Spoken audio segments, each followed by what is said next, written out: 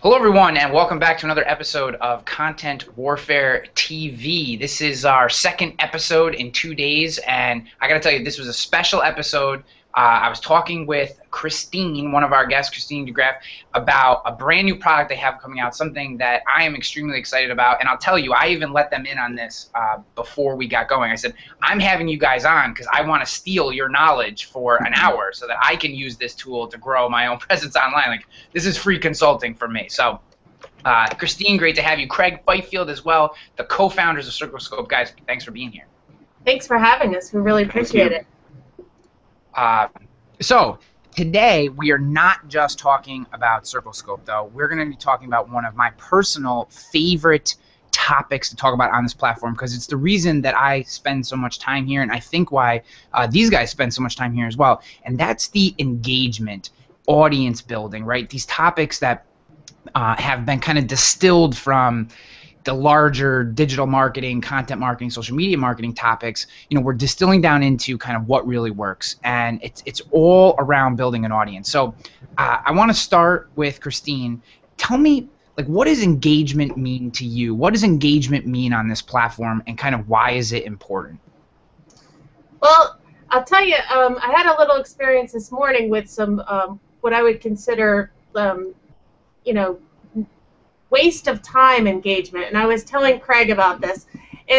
People were sharing things about Circloscope, and they tagged me, and they tagged Circloscope, and they tagged Craig and Esham.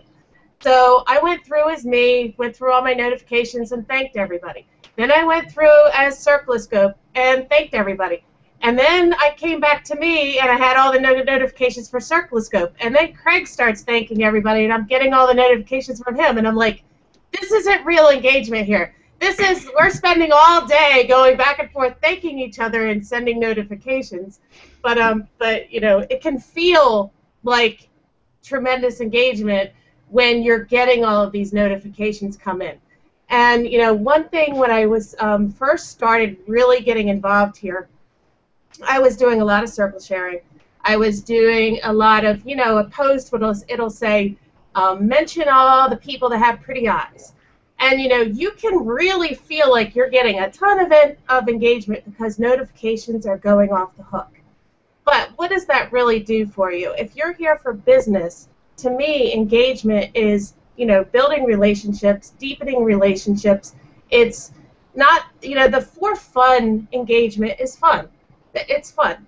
But there comes a time when that's just, kind of like a time crunch thing where you need to say, okay, let's stop with the fun playing and let's start engaging on topics that pertain to our business and, build these relationships that are going to help us all move forward. Right. You need to engage with a goal. That's how I look at it. Yeah, absolutely. I like that. So that's perfect. So, because engagement to me, because I'm right with you, right? Like, I was actually talking with Wade Harmon the other day about engagement, because we were talking about notifications in particular, and how, how that little number that racks up in Mr. Jingles can like cause you anxiety, right? 'Cause you can see that thing and you can have 50, 60. I mean, I think Dustin's on here. One day he took a screenshot and he had 4 digits in notifications. Yeah. Like, that is an overwhelming amount of engagement. So when you say, Craig, engagement with a goal, I love that. How do we drill down from just pings, notifications, to actual real engagement that could help us in spreading our message or growing our business? Like, how do we kind of drill down into that? So for me, the way I do it is I stay mostly within the marketing niche or the social media SEO niche. So I don't really seek out anyone outside of that space to be friends with or circle or engage with. I will if it occurs, if it just happens to me. But I don't seek out anyone outside of that. So I'm always within that space, so there's always some sort of value. But when I'm in that space, I actually look at people 2 different ways. Some people I just engage with within the industry for fun, and we trade jokes and silly pictures and cat gifs and all that stuff. And then there's the people that I have, in circles, basically goal-based, whether it's I think that they might like post that I'm going to write, or that I think they might like a future product that I might build. So in the case of Circloscope, I spent a year, and I think Christine spent longer on Google Plus, just building relationships, just getting to know people in the space and making sure everybody knew who we were, and giving back in every way that we could. Getting on Hangouts, writing different posts, sharing other people's content, and then never really having anything to sell. Really just building that audience, waiting, getting that engagement for the moment when you do have a product or service that you can offer. Yeah. Now, so we were talking in the green room a little bit, and I actually, we all had to apologize to each other because I think we had talked about every topic that we were going to talk about on the show in the green room, so now we're going back to it. But Christine was talking a little bit about how happy she was with the support that she's gotten so far with the launch of Circloscope, and that people have been great, and that and then I was talking a little bit about the launch of my book a couple weeks ago, and how you just don't really know what you're going to get until you do it. And this is, so I want Christine to answer this because I've watched her do it. Craig and I are connected, but I've been very close with Christine.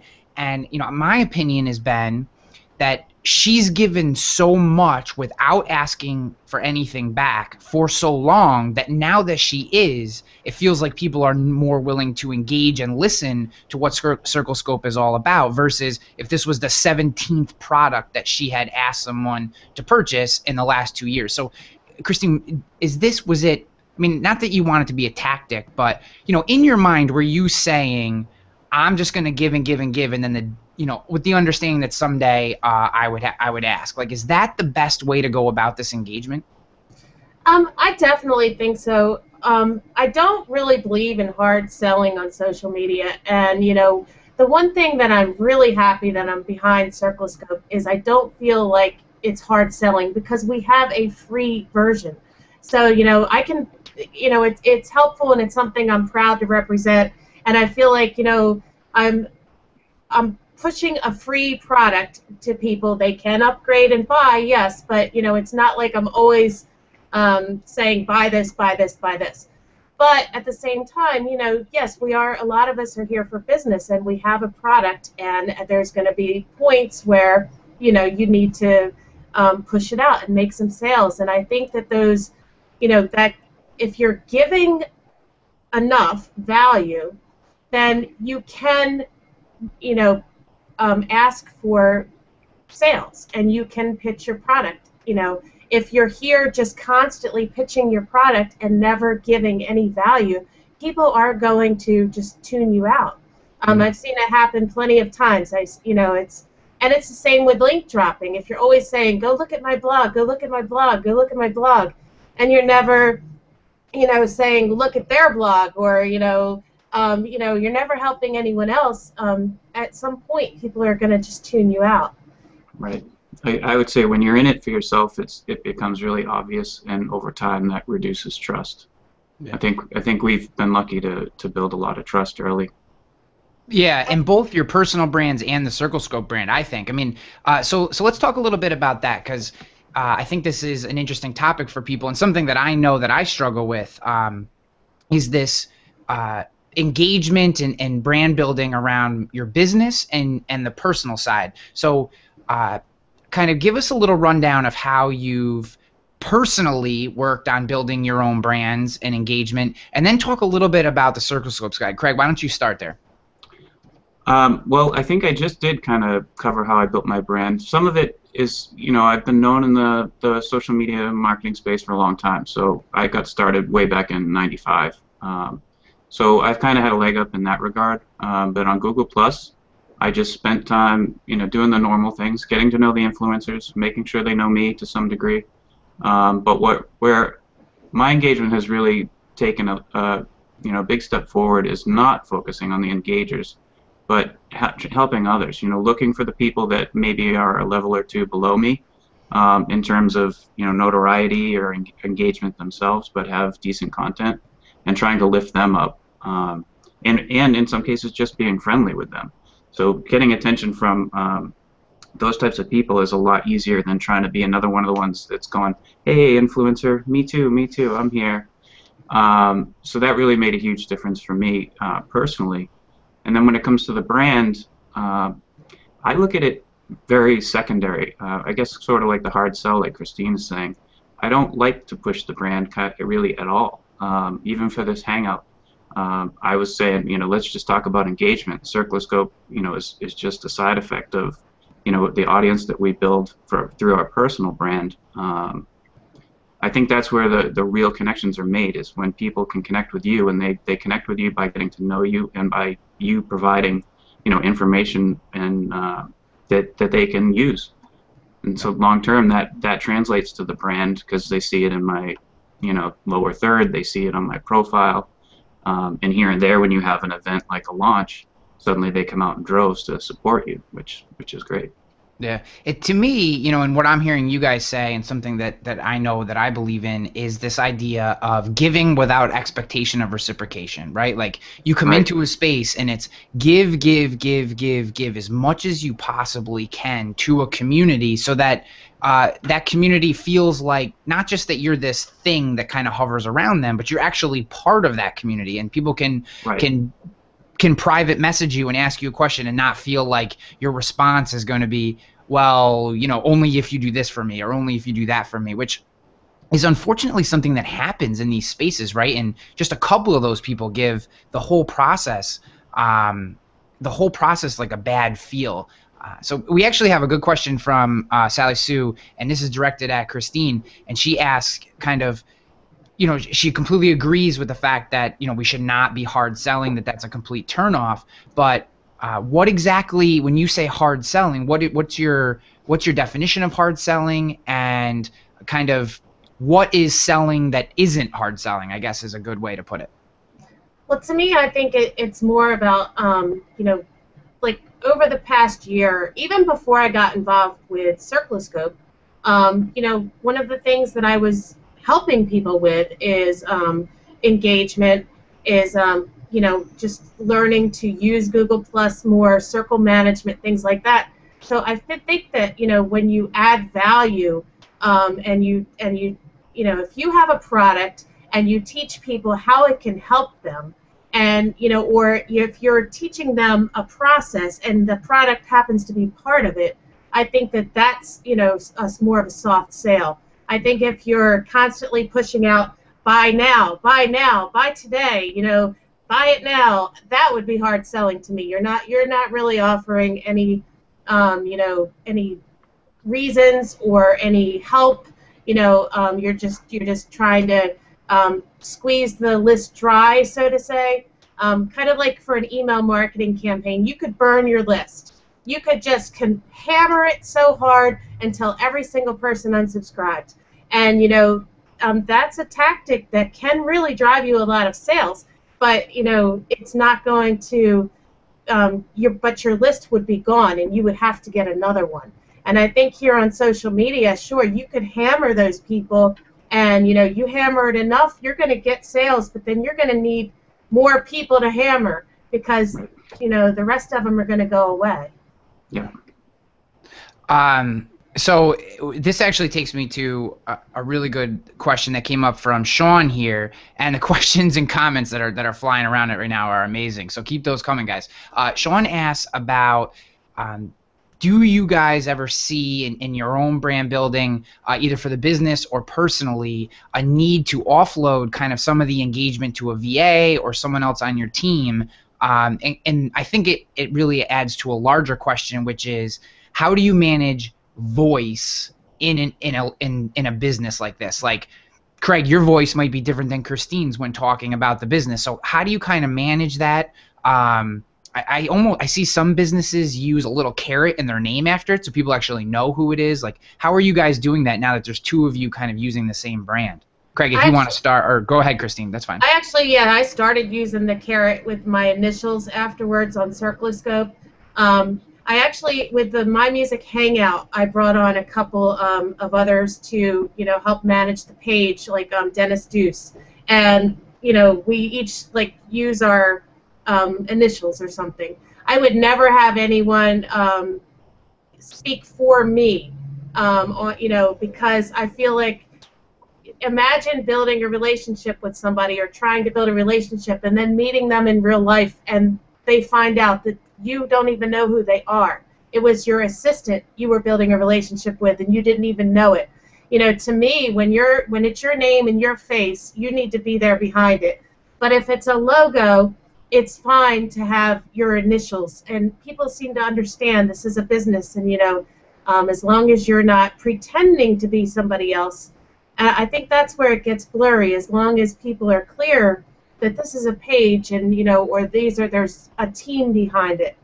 For example, Circle Count is a great example. There are 3 people managing that, and they'll sometimes sign their name, but you realize that there are more than one person, but it's Circle Count.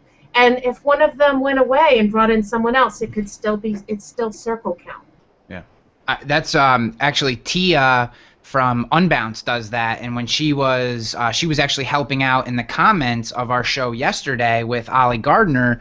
So she actually was using the Unbounce brand page to kind of fill in the gaps, so people had additional questions. So if he mentioned a resource, she was dropping it in, and then she would carrot Tia, so we knew it was her. We know who behind the brand was doing it, but she was using the brand page, and I thought that was, 1, really good teamwork, and 2, a really great way to add a personal touch and value through a brand, and get more engagement. I shouldn't say people stopped listening to the show, but people were engaging with her in the comments outside of exactly what we were talking about in the Hangout. And I thought it was a fantastic example of what we're talking about today. And I think adding that carrot in initials or the carrot in your name, I think that really adds something. And a lot of brands miss out on that, because even if it isn't that person, I mean, I don't know, but just that little thing makes you think, okay, this is a human being and not. I was just going to say that, not a bot or something. Right, because think about Twitter. I mean, people still use that private message autoresponder on Twitter, and there's nothing worse. Like, I hate to say this, but I immediately lose respect for everyone who sends me a botted auto response message through Twitter to the private message. Like, it has ruined the private message on Twitter, which I think I don't check the private messages on Twitter. And they don't even understand the basic best practices of Twitter if they're doing that. So why should I respect them? Exactly. So I have an interesting piece of engagement that I wanted to share and get your guys' opinions on, and it talks about asking your community for help, right? So I am into the end of the 2nd week of my launch of the Content Warfare book of the 30-day pre-order campaign. And in crowdfunding campaigns, there is always a natural dip. So at the beginning, you're very high in contributions. In the middle, it comes way down. And then at the end, as urgency starts to pick back up, you get another rush of people coming back. So in these middle weeks, I didn't want to just kind of give in to that. So yesterday, I asked a private. I'm gonna say I have a private Facebook group for the book, just because not everyone has Google Plus yet, so don't hate on me for that or think less of me. But I asked the private, what do you guys think? Like, what are your cool ideas for re-engaging people into this book? And I'll tell you, asking for help is an amazing way to stir up engagement. I've found when it's genuine, when it's not a tactic. Because I really did, I just was kind of like, what can I do here in these middle weeks to get people re-engaged? And the ideas that came out of it were amazing, and one of them I'm actually going to be implementing next week. As thank you, I know I give her shout-outs all the time, but Courtney Sullivan from Humble Hill Farm, the Real Food Hustle, fantastic idea. So what do you guys see in asking for help? Like, have you seen it done well? How do you do that? How do you... And maybe a broader sense, how do you reach back into your community when you need something without it seeming kind of spammy? Well, I think that's where a lot of the goodwill for Circloscope comes from. So even back before we were part of the team, Essen, when he was developing, was right out there talking with all of the customers on the Circloscope page, and basically he was building pretty much any feature they wanted. And so, taking the feedback and building it right in makes the audience feel engaged right away. And really helps with word of mouth. And then from there, we kind of leveraged that and with our beta community, and that made people feel much more engaged and part of the process. Which is helping with launch and helping everybody really feel like it's a community project almost, more than just someone selling pumping a product down the pipe. Yeah, it's that buy-in piece, right? Like, yeah, it's getting buy-in. So right now I want two things from you guys. And because on the show I can say I want, right? Because it's my show, I can say that. One, I want you to tell people about the discount they're going to get on Circloscope for being part of this show right here. Tell them about that. And then I want you to transition that into all the ways that you've gotten buy-in. So you talked a little bit about some beta users and stuff like that. Like, talk to us about those ideas, because I think that's a great way to stir engagement around a product. But first, I don't know if Christine, you want to do it, but tell people about this deal they have coming for being here today, right now. Well, Craig's gonna post it in the comments, or I think he already did. But yeah, it's 25% off. That offer is good until probably about a half hour after the show. Yep. So now, of course, there is a free version. So if the free version, many people that'll be enough for them. If they need to attach pages, they'll want the paid version. Yeah. But one thing I wanted to talk about is to hammer in the importance of relationships. And, for example, when it came to your book, I've known you now for, 6 to 9 months. I met you in real life. You've had me on your show. You have never, ever asked me for anything, ever. And, you said, I've got a book coming out. And, I was tripping over myself to share it and to purchase it. And I think that, I'm sure that a lot of your fans felt that way. Because you do constantly give and give and give, and I try not to ask either. As I've asked a few things of people a couple times, I've asked to share something I thought was important. I did do a campaign one time to raise some funds, but generally, it's I try not to take, I try to give. So when we were launching, and I wanted to get us on all these shows, and so I approached all the HOA hosts and said, we'd like to be on the show and talk, about Circloscope. And every single one of them, they were like, bending over backwards to make it happen for us. They, like, Ryan, you had a you're doing a special this week for us. And just the amount of, help was, really impressive and amazing. And I think that, building these relationships, as we all are, then when you do need help, you can almost expect that people are going to help you. Right. Yeah. It really is amazing what happens when you. It's like a bank, right? Like, maybe not today because interest rates are like almost nothing, but there was a time when banks actually had interest rates that you would deposit right into the bank, deposit, and the bank then would get in goodwill in holding this money for you and all the deposits you make. And this is a loose analogy, but you could actually someday take out more than what you put in because you made so many deposits over time.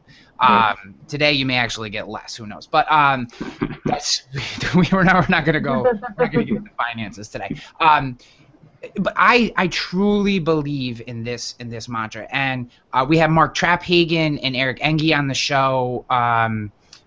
Geez, it may have been 6 weeks ago or a little more, but we were talking about this topic similarly in the idea that it can't be a tactic, right? Like, this can't be, today I am going to do these, I'm going to help these 4 people today, and I'm going to put them on a list, and a month from now I'm going to ask them for something because I helped them today. So how do we make this feel genuine, right? Like, so I have to say, just, when I give a gift, or when I give help, or if I would never loan anyone money, ever. I will give you money. I don't want it back. I don't expect it back. If I share something, it's because I want to share it, or I like it, or I like you. And I don't expect anything in return ever. And I think that once you get rid of those expectations, you won't be disappointed. If you have expectations that you do something and somebody's going to do it in return, you are going to start to be disappointed a lot. Give without expecting to receive, and you will be amazed that people want to give too. Yeah. So that's my philosophy on life. Yeah, that's a very good one. Go ahead, Greg. For me, I have to want to do this. So, like you're saying, it can't be a tactic where I'm just going on down a checklist, like I have to do X, Y, and Z today. I have to want to help people and want to interact, even just to say hello, because I'm like an introverted hermit usually. Like it takes a lot for me just to say, give you a little smiley face. So for me, I stay within the industry with who I'm interacting with, or I stay within even the Circloscope community. But I always look for the people that, that I actually enjoy talking to, that I like. If I look at their profile, are they doing similar things to me, or are they, completely opposite type of person, or do they rub me the wrong way at any point? I just completely filter those people out of the conversation and stay focused on the people that I enjoy. Even when it's brand focused. Yeah. That makes it so much easier. Though in a different context, Gary Vaynerchuk, and I've referenced this conversation that he had with Chase Jarvis before on the show, but someone asked him about where should we be, right? So, talking about social networks and what social networks should we be on, and how do we get on all of them? And his answer to that question was, every social network scales. That's worth being on. They all scale, right? There's enough people on all of them that you can find people who have interests, who have similar beliefs, who have similar character traits that you're looking for in relationships, connections, and all that good stuff. So I think the point that you just made about if someone doesn't fit, that just move on to the next person, right? Like, it doesn't have to be a nasty thing. It doesn't have to be, hey, I don't like you anymore. It just means, hey, we're not going to interact as closely. And this, I think, speaks to the idea of engagement with quote-unquote influencers. Because this is something that I get questions about all the time because of this show, and the people that I get to come on the show, they're like, how do you get these people? Well, first, here's the big truth on that. I just ask them. I mean, that's The other part of it is the people who come on this show, I genuinely like, right? Like, I've commented on their blog.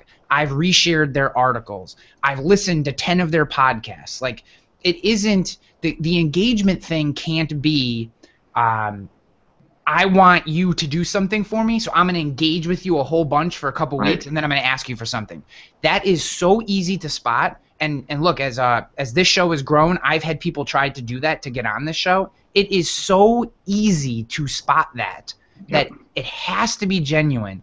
And if it is, it's so easy to spot. But my main point is don't try to run down someone because you think they can do something for you. Make sure that there's someone they connect with, because there's so many people that can help you get to where you need to be.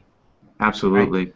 Yeah. So, okay, I'll jump off my soapbox there for a second, and I want to ask both you guys this question because you're in the process, and then I have my own thoughts on it as well. This comes from Joey Giangola, and he asked, what is the definition of an ask? Does it have to involve money, or can it be something small like asking for someone to be a guest on your show? Craig, let's start with you, and then we'll move our way over to Christine. Yeah, I think it can be as small as asking to be on a show. It can be as small as any type of favor. And I think the key there is if you feel uncomfortable about making the ask, you're probably not asking for the right reasons.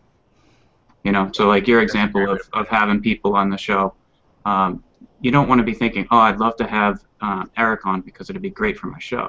You want to have Eric on because you're dying to talk to him. Yeah, that's a really good point. I love that. Christine? Yeah, I mean, I definitely think if, I don't see anything wrong with asking, like I asked you if you would like to have us on the show. If you want something, you should be able to ask for it. What I don't ask for is I don't ask for something that somebody should be getting paid for. I wouldn't ask somebody to do a free logo for me. I wouldn't ask somebody, to do something for me that I shouldn't be asking them to do. So you have guests on your show, so it's perfectly acceptable that people would ask, hey, can I be a guest on your show? Mm-hmm. But obviously just cold calling people to ask, you're probably going to get a lot more rejection than if you already have relationships with people. So. So, so let's talk a little bit. I want to talk a little bit about Circloscope. So, because to me, so I went in yesterday and checked out the free version, or maybe it was this morning when I got up, and I was on the free version for about 5 minutes, and I bought the paid version. So I'm a premium member. Just so everyone knows, full disclosure, I actually paid for my membership, and I firmly believe in the product, and I used it for about an hour and a half when I should have been doing something else today. But I will tell you that in that hour and a half, I was able to do so much stuff. Like, and Christine, you even said this, not everyone was a big fan of the user interface of the last version. This new version is so intuitive that it just like made perfect sense to me. And I had never used it before. In an hour and a half, I felt like I got a crap ton of functionality out of it and usefulness, which was great, right? So, so I do encourage people, at least check out the free version, because I wouldn't be having you guys on here if I didn't believe in what you were doing. And I think that this is an engagement management tool. So let's talk a little bit about that. How are we managing our engagement with this tool? Like when someone gets in, why does someone need this to manage their engagement? I can tell you a couple of things just, when I first started on here, I used to check the ripples of my post, and I'd start adding all the resharers to a circle, to follow back my engagers, or if they had shared but weren't following me, I just wanted to have them in a circle. Well, after about, a day or two of doing that one by one, I said, I don't want to do this anymore. I don't care. It's not worth it. With the new version of Circloscope, you can, in what is it, one click and type in the number of posts, like say your last 40 posts, and get all of your engagers immediately. Could be, and it's usually hundreds, if you're engaging a lot. And then you can filter it and say, okay, I just want all the resharers with one click, and then you can add them all to a circle, and then you're done. I can't see wasting the time to one by one add, go to post by post by post and try to circle all these people. That would be a full-time job. Right. And just to me, I do have better things to do than that. Just to step back, before you even get to Circloscope, some of the people in the audience may not understand that on Google Plus or the other social networks, the people that you want to follow and want to engage with are the people that are already engaging with you or engaging with your peers or other people like you. And on Google Plus, that would be the people that are plussing your posts, resharing your posts, commenting on your posts, and that's what Circloscope. If you were to follow all those people by hand or try to interact with them directly by hand, it takes a lot of time. You'll spend days or weeks, like Christine is saying. But with Circloscope, you can pop in your post URL or profile URL or an event URL and just extract them all, add them to a circle, filter them however you like, and next thing you know, you're off and running with engagement on Google Plus. So, Christine, you had said that, so you'd said, okay, so you have, I'm going to say let's say I posted 10 times this week, so I'm going to go back my last 10 posts, and I want everyone who reshared one of those things, and I just want to say thank you to them, or, say you do have a product, and you're like, everyone who reshared my post this week, I'm going to give them 75% off, whatever. I mean, you could do whatever you want. Why is it important? Like what is it about these circles? Like, why do you want to peel those people off? Is it just to say thank you, or what are some of the reasons that people should be peeling off these engagers and creating circles around them? Like, how are people using these things to actually grow their brand and grow their business? Well, engagement is the whole, thing that we all crave here, and is what, can help you grow your reach. Obviously, if you have a lot of sharers that are people sharing your posts, and you're paying attention to them, and they keep you in their circles, and they're sharing, you're reaching more people. You will be surprised, I think, when you go in to look at your circles. You may be following thousands of people who aren't even active anymore, or who don't even follow you back and don't even see anything that you post. And here you think, you might think that you're doing everything right, but you need to go find those engagers to add to your circles. For example, I took Martin Shervington's profile URL, popped it in Circloscope and followed everybody who shared all of his posts, and because I post about similar topics. And, a lot of them followed back, and they're starting to engage with me now. And, that's how you're going to really grow your audience here.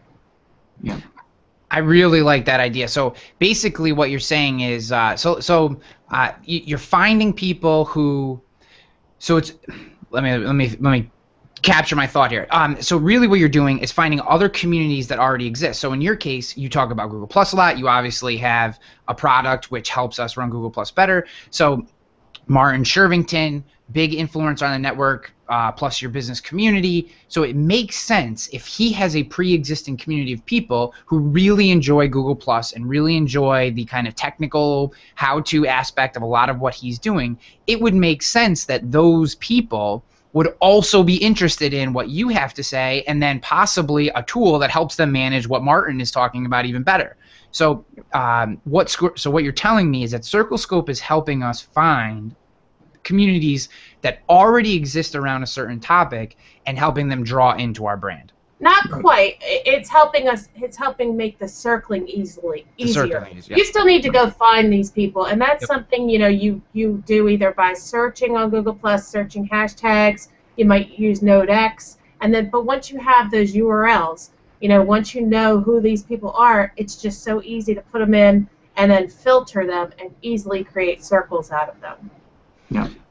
Awesome. So we just got a good question in here. Max is asking, what is your his contacts tend to prefer talking about life-related issues versus business. So we're kind of taking a step back. If we're using Circloscope for this kind of thing, what my understanding would be he could kind of peel off the people who really enjoy talking about life-related issues and really enjoy talking about business-related issues, and then he could filter his posts better so that the people who like talking about life would be able to get more life-related issues, and the people, would that be a really good use for this tool? Absolutely, because you can put in, like say for example, I'm going to use Martin Shervington as an example again. He does a lot of surf posts, surfing.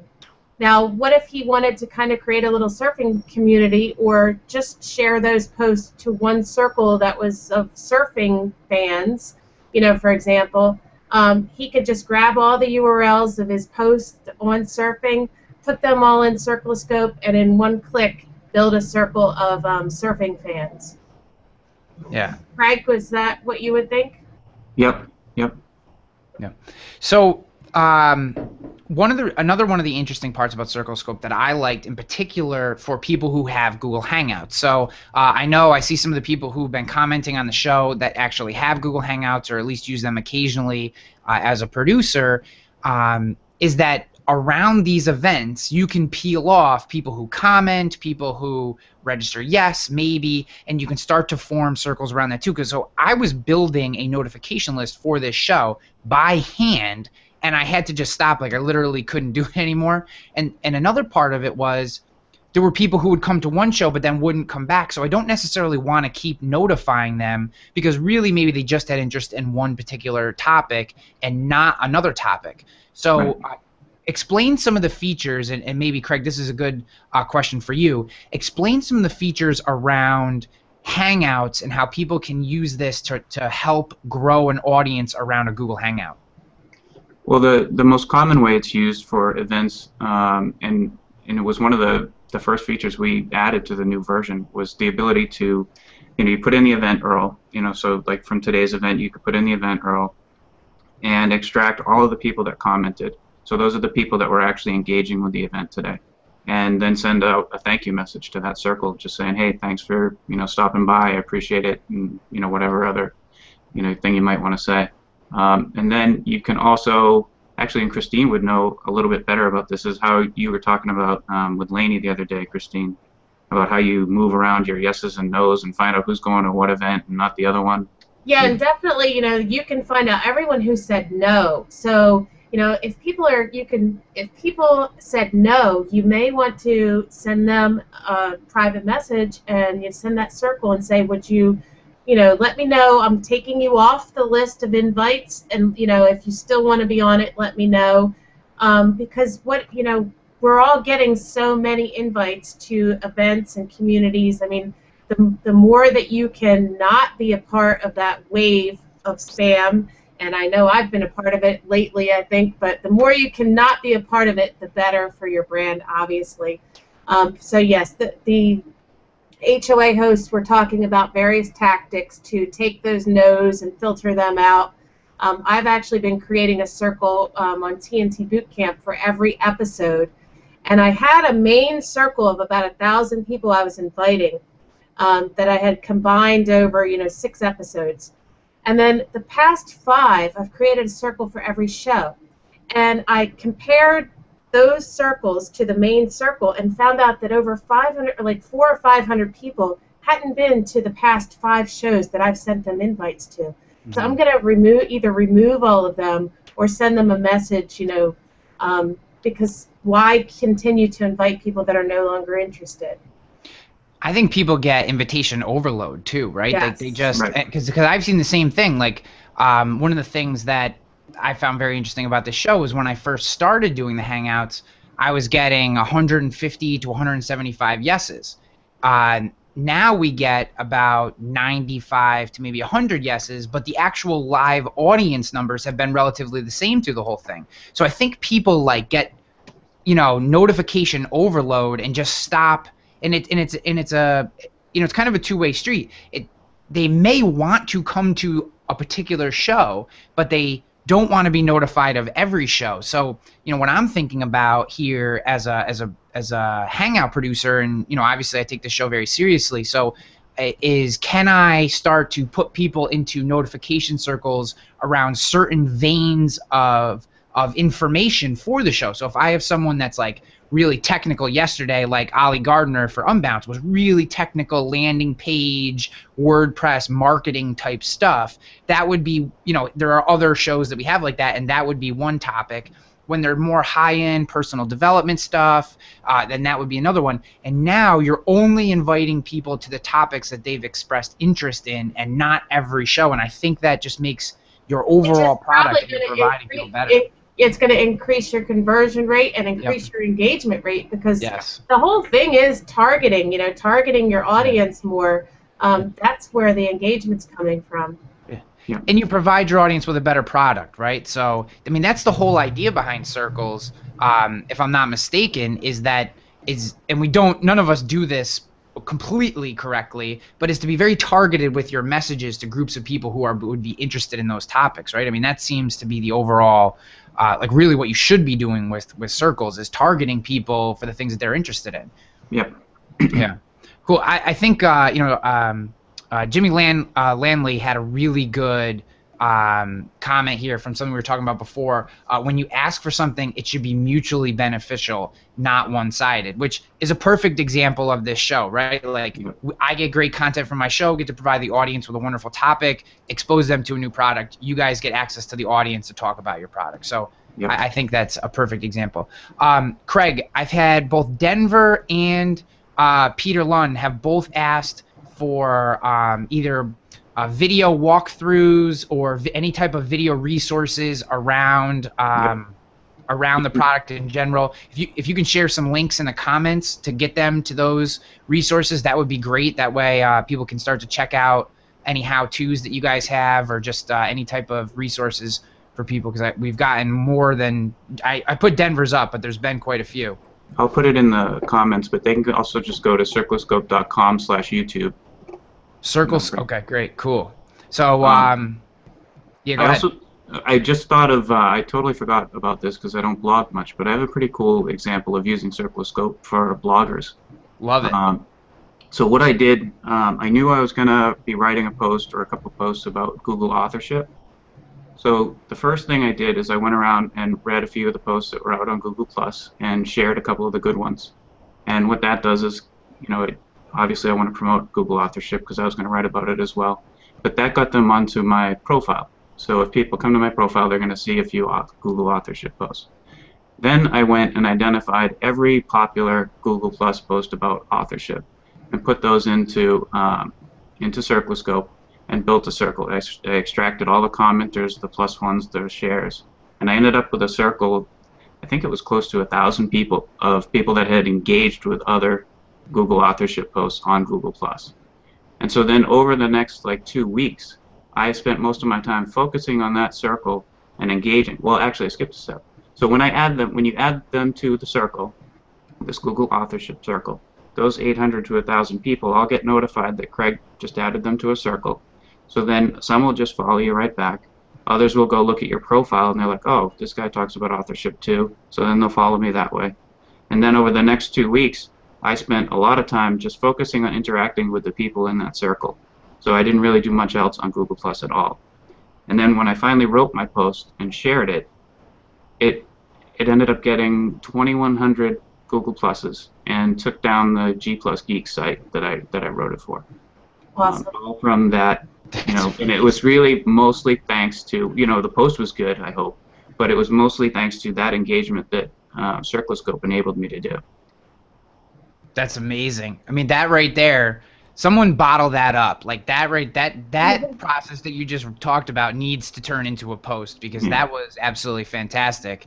And it's everything we just talked about, right? Like, you searched out a specific audience, you engaged with them, you let them know, hey, I'm interested in this stuff. Here's some other things I've talked about this topic. Here's a little taste of the knowledge I have for it. And then when it was finally time, and and I think that it almost sounds a little tactic-y, but at the same time, it's. I mean, yeah. But I mean, like, I guess what we've been talking about is you want these things to be genuine, but at the same time, it is, because you have a genuine interest in authorship, and it wasn't like you were backdooring and asked for a product, right? It wouldn't make sense to, like, just say, okay, I'm going to post about authorship. Let me go find a whole bunch of cat sharers and add them to my circles. Yeah. It makes perfect sense that if you post about something, you would want people who are interested in that topic to connect with. Right, and it still comes down to how I was saying. I only end up interacting with the people I like. So I've had that. I don't have the authorship circle anymore because I took all of the people within that circle that were interested in authorship and that I enjoyed interacting with and put them in a separate circle, and they're now like my friends. Yeah. That's awesome. I mean, I'm loving where this is going, and how kind of what I really like about Circloscope is that it's not an intrusive product. It's a product that actually fits perfectly into this whole idea of audience building and engagement on a genuine level. You're just finding and connecting with people in a better way, and actually being able to send them more targeted messages and less messages that they're not going to have any interest to. I mean, it just makes complete sense. So, Craig or Christine, whoever feels more comfortable, we're at almost 50 minutes, which is incredible. I haven't looked at the clock in a while. But I think that this is a really good question. It's again from Sally Sue, and she's asking, can you talk just a little bit more about the ideas of cleaning up your circles and how Circloscope can help with that? I'm going to use, I hope Dustin doesn't mind. Dustin designed our logo. I'm going to use him as an example of cleaning up circles. He told me he was following, I believe, close to 4,000 or 5,000 people. And when you're following that many people, your streams, you can have a lot of stuff in them. And obviously, because there's a limit that you can only follow 5,000 people, you can't add any new people. Well, he opened up Circloscope. He ran the filters, to see he clicked who's not following me back. 2,000 people were not following him back, he said. Something like crazy like that. So he kept the few that he wanted to keep anyway.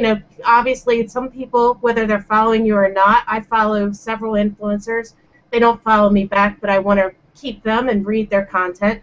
He added them to a whitelist, and he just deleted everybody else, removed them from his circles. And then he said he had about, 1,000 or more people that were inactive. They hadn't posted on Google Plus in like 3 months or more. So they're not here anymore. Why keep them in your circles? He removed them. So now you end up with instead of 5,000 people in your circles, you're getting down to the more core group of people that are, that are here, present, following you. And then you could take it one step further, and you can find out who's engaging with you. And if some people are following you, but they have never engaged with you, and you've never engaged with them, why keep them unless you have a relationship with them, which if you're not engaging, you probably don't. Yeah. It makes perfect sense too. I mean, I'll tell you, one of the things that I did this morning was 837 people that I had circled had not posted in more than 3 months, and I did a little like spot checking, and most of them were a lot longer than 3 months. So I actually just said like, and here's something I think people think that is that if they uncircle someone, they're never going to find them again and recircle them, right? Like if that person comes back to the plus and starts adding relevant, valuable information, you're going to see them again, and you can always recircle them. It's not like it's a one-time thing. I actually did this on Twitter. I went from following 8,000 people and all the way down to 300. And I've just been slowly building my followers back up, and the people who are really valuable, who are there doing their thing, I'm just re-following them. And it was nothing personal. It was just that it got unmanageable. There were people who weren't there, brought it down, and you can bring back, and you can do the same exact thing here on the plus. I think, yeah, and I think you will find when you have more focused circles that your engagement with them and them with you will start to increase because you know who to talk to. You know, you can focus in on people more instead of just having tons of content being thrown at you. Right. Yeah. Yeah, and it's so. I mean, think about if you ever make the mistake of going into your full stream, like how hard it is to pick out the really valuable pieces of information. It just, you know, because then you can. For people that don't use circles this way, like you can sort your stream by circles and, you know, pick a specific thing. Like I'm really into baseball. I don't ever post into the public space too often about baseball. I just have this group and I have a couple communities I jump into, and when I'm interested in talking about that you know, baseball, because I'm just a big fan of it, that's where I go. I spend my time in there because I know most of my connections here on the plus are business and marketing related, and I don't want to blast them with, you know, all my baseball thoughts, and it's a really great way to use it. Craig, you're getting some love here from Jimmy. She says, "You are one smart dude. I love that strategy." Thanks, Jimmy. You are sharing. So that's really good. And so I just thought of another cool thing I did with Circloscope that would be really interesting for brands, I think, and it definitely can increase brand engagement. So when Christine had first asked me if I wanted to be on the team, you know, be part of the Circloscope team, I went around and was checking out, you know, what's out there about Circloscope, and I came across the community, and that was definitely where I was spending time, seeing what people were saying about Circloscope and, you know, what the general opinion of the product was, and then the light bulb went off that I can import that whole community using Circloscope into my own circle, so within my own Google Plus circle. So I did that. Then I filtered and got rid of the inactives. So I only ended up with like 200 or 300 people in a circle that now I focused on interacting with those people, you know, over the weeks and months. And so when I was announced as part of the team, where people see my name popping up, you know, as part of Circloscope, a lot of those customers already know who I am and know a lot about me because we've been interacting. They might not know exactly why, because, you know, they don't know the relationship. They didn't necessarily know the relationship at first, but, you know, from my viewpoint and, you know, being part of the company, it just creates this awesome opportunity to engage with people on another level. Yeah. All right, so we're getting towards the end here. I want to kind of wrap our conversation up. Both Jimmy and Kevin, they both had questions or made comments around what I was talking about with Hangouts about if someone doesn't show up, you know, not notifying them anymore. I completely get what they're saying, and I'll just pull Kevin's up real quick because he hasn't been up yet. And the idea that I was sharing was mostly around, you know, over a period of time, starting to filter people out who say no. If someone says no once, I wouldn't just take them off. And I do like the idea that I think, Christine, you shared about sending people a private message. Hey, do you want me to take you off this list? And I will if you just give me a quick comment. That way you're giving people the option, and you know, and then you can whitelist them if someone says, hey, I don't make it to every one, but I want you to keep getting notifications. You can do that. So the last question I want to pull out of the community, and then we'll kind of wrap the show, is a good all-encompassing question. And this comes from Scott, and he says, what is the single most important piece of advice that Circloscope has for the entrepreneur or small business? Like, what is the thing that tells an entrepreneur or small business, I need this tool to help my business grow? Well, it's not a race. It's not a race. You know, there are daily limits that Google has in place of how many people you can follow. There's temptation for people to, use it as a follow, unfollow. It's not a race. And think more targeted and focused and interest-based than numbers. It should be the quality of the connections and not the quantity. If you start circling the right people and connecting with the right people, you're going to get that increased engagement. I actually am getting ready to publish some case studies of people that have tons of followers and zero engagement, and then use Circloscope to focus in and circle the people that are interested in their product or service, and their engagement skyrocketed. And that was just with a few more followers, but they were targeted. So I think that's the thing is it's not a race, and think quality and not quantity. Yeah. And think about the time savings. If you're running a business, some of this stuff is you're able to do manually, but you'll be spending all your days there, or you'll be hiring a VA to do these things, and it's what you need to do to build your presence on a social network, or on G+. And Circloscope takes that down to minutes. Now, how much for you, Ryan? The $47 that you paid, if you had to do this daily, you just wouldn't do it. If you had to build your events by hand, or Yeah, I don't think I would be on Google Plus if it wasn't for Circloscope. It would take too much time to build a whole nother audience. I might still be over on Twitter. I feel like I'll be honest now. Granted, all full disclosure, I've spent an hour and a half on the tool, right? But just from that period of time, I now feel like this is what's going to take me to the next level, because there are so many things with this show in particular that I talked about.